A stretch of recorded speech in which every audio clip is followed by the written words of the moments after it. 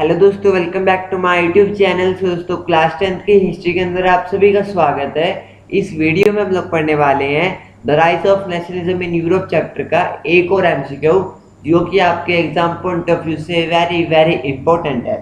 दोस्तों बिना देरी के शुरू करते हैं। तो क्वेश्चन में कह रहा है, who said when France sneezes the rest of the Europe catches cold. दोस्तों ये बात किसने कही है कि जब फ्रांस छींकता है तो यूरोप की सभी कंट्रीज को ठंड लग जाती है? वो हमें बताना है। तो चार ऑप्शन दे रखे हैं, बिना देरी के शुरू करते हैं। तो A option Garibaldi, B option Bismarck, C option Mazzini, D option Duke Metternich. तो इसका करेक्ट आंसर है डी, यानी ड्यूक मेटरनिच। ड्यूक मेटरनिच ने कहा है कि जब फ्रांस जीतता है तो यूरोप की सभी कंट्रीज को ठंड लग जाती है। और दोस्तों ये था क्वेश्चन, उम्मीद आपको अच्छा लगा होगा, आपको पसंद आया होगा।